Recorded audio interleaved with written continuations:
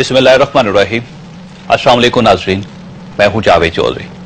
1789 में फ्रांस में king Louis 16 की हुकूमत थी। उसके दौर में फ्रांस दो तबकों में तकसीम हो गया। एक वो तबका जिसके लिए फ्रांस जन्नत का टुकड़ा था। ये लोग चांदी की प्लेटों में सोने के चम्मच से खाना खाते थे, 200 एकड़ के घरों में रहते थे। इन लोगों को आम लोगों पर टैक्स तक लगाने की इजाजत थी और इन लोगों को कानूनन 10 कत्ल माफ थे। जबकि दूसरा तबका जरूरियात जिंदगी तक के लिए तरस रहा था। इन लोगों के पास खाने के लिए खाना, पीने के लिए साफ पानी, पहनने के लिए कपड़े और सर छुपाने के लिए छत तक नहीं थी।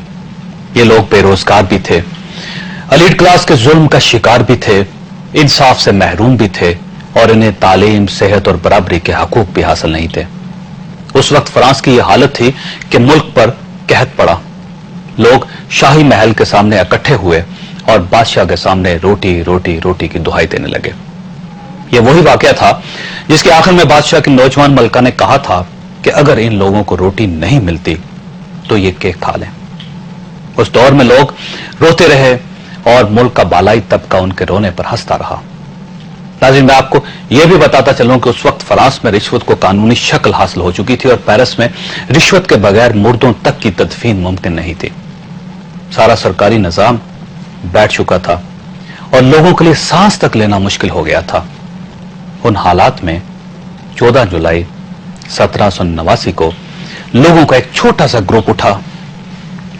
उसने हाथ में डंडे उठाए और पेरिस की तरफ चल पड़े। हुकूमत ने शुरू में इन लोगों को बागी करार दिया और फौज को इन्हें कुचलने के लिए भिजवा दिया। लेकिन फौज के पहुंचने से पहले ही ये छोटा सा ग्रुप हजारों लाखों की फौज बन चुका था। लोगों की यह फौज एक माह के अंदर पेरिस पहुंच गई। उसने शांज़ेलिज़े पर गिलोटीन लगाई और पेरिस के हर उस शख्स का गला काट दिया जो रोज शेव करता था, जो दिन में 3 बार खाना खाता था, जिसके घर में रात के वक्त रोशनी होती थी और जिसके पास कपड़ों का एक से ज्यादा जोड़ा होता था। तारीख खून के इस खेल को इनकलाब फ्रांस या फ्रेंच रेवोल्यूशन कहती है। इस इनकलाब में नाज़रीन फ्रांस के महरूम तबकों ने बालाई तबकों के तमाम लोगों, तमाम वजीरों, मशीरों, सफीरों, तमाम ताजरों, सनतकारों और बिजनेसमैनों, तमाम जमींदारों, सरमायाकारों और खुशहाल लोगों को कत्ल कर दिया।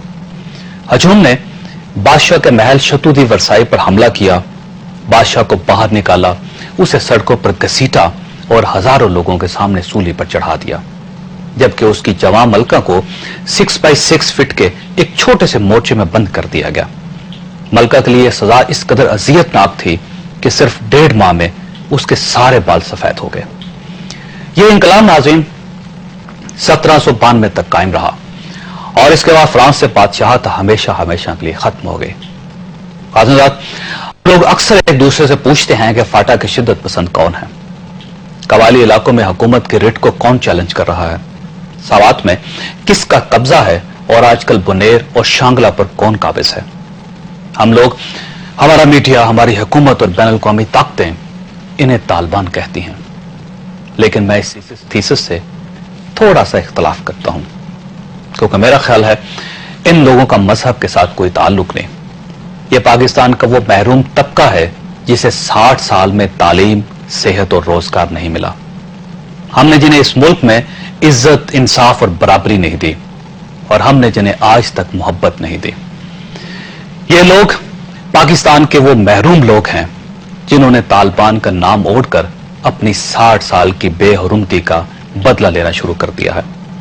आप गौर कीजिए, इन लोगों के लीडर कौन हैं। इनमें से कोई लिफ्ट ऑपरेटर था, कोई बस ड्राइवर था, कोई कंडक्टरी करता था, कोई इत्र बेचता था और कोई गली गली, मोहल्ले मोहल्ले में फेरी लगाता था। आप गौर कीजिए, पंजाब, सिंध और सरहद के कौन से लोग इन्हें ज्वाइन कर रहे हैं। ये वो लोग हैं जिन्हें कोई बुनियादी सहूलत हासिल नहीं थी। ये सब बेरोजगार, महरूम, बीमार और बेहुरमती का शिकार लोग हैं। चुनांचे ये इस तेजी से आगे बढ़ते चले जा रहे हैं कि मौलाना फजलुर रहमान तक ये कहने पर मजबूर हो गए हैं कि इस्लामाबाद अब इनसे ज्यादा दूर नहीं। सो नाज़रीन, ये तालिबान नहीं है, ये तालिबान के लबादे में फ्रेंच रेवोल्यूशन है और हम इन्हें तालिबान का नाम देकर खुद को धोखा दे रहे हैं। ख्वाजा ज़ात, और हम एक छोटे से वक्फे के बाद इस पर गुफ्तगू करेंगे, हमारे साथ रहिएगा। वेलकम बैक नाज़रीन, हमारी पहली मेहमान है मोहतरमा फौजिया। ये जो बात है ना, अभी जो एक मेन थीसिस ये भी है कि ये तालिबान नहीं है, ये बेसिकली वो महरूम तबका है पाकिस्तान का जो एक जगह पे इकट्ठा होता चला जा रहा है और वो तेजी से उन लोगों की तरफ बढ़ रहा है जो मरात याफ्ता लोग हैं। आपको अंदाजा हो रहा है कि ये वो लोग हैं जो भूखे हैं, जो नंगे हैं, जिनके पास खाने के लिए कुछ नहीं, जिनके लिए तालीम का बंदोबस्त आज तक नहीं किया, जिनको कोई फैसिलिटी हमने लोगों ने नहीं दी, इंसाफ नहीं दिया, ये सब लोग इकट्ठे हो रहे हैं, आहिस्ता आहिस्ता आप लोगों की तरफ बढ़ रहे हैं।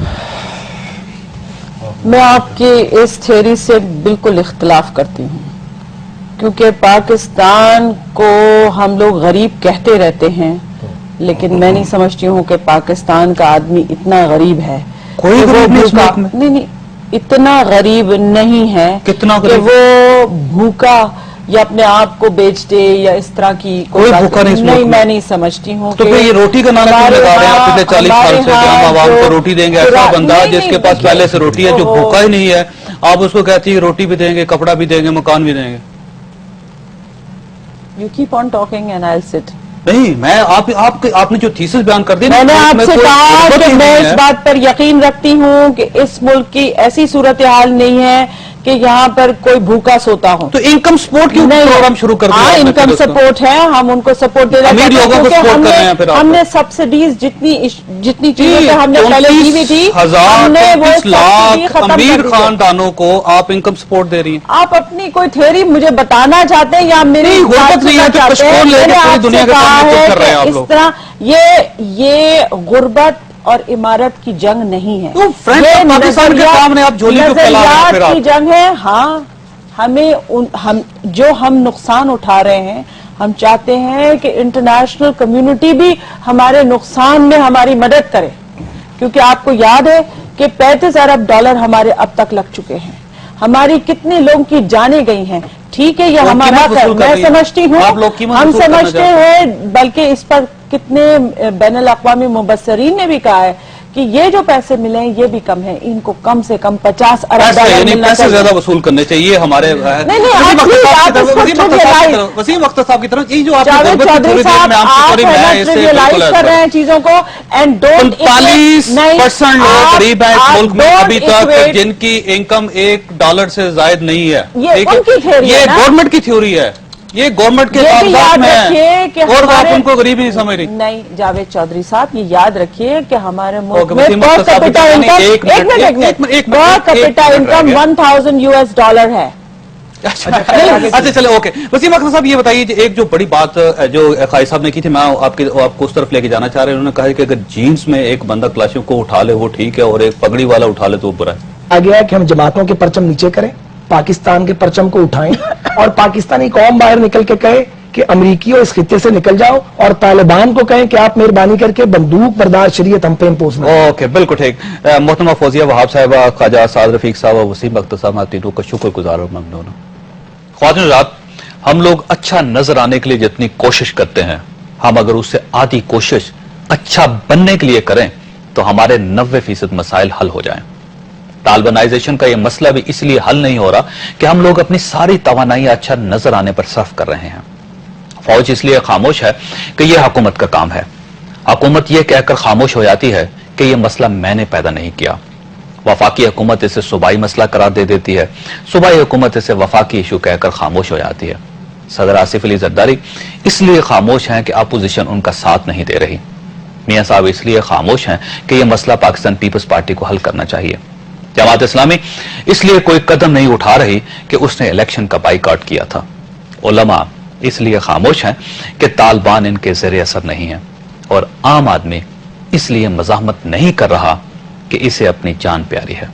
सो हम सब अच्छा नजर आने की कोशिश कर रहे हैं, चुनांचे हमारे हालात खराब से खराब तर होते जा रहे हैं। और ख्वातीन हज़रात, ये हालात उस वक्त तक नहीं संभलेंगे जब तक हम अच्छा नजर आने की बजाय अच्छा बनने की कोशिश नहीं करेंगे। हम हालात को ठीक करना अपनी जिम्मेदारी नहीं समझेंगे।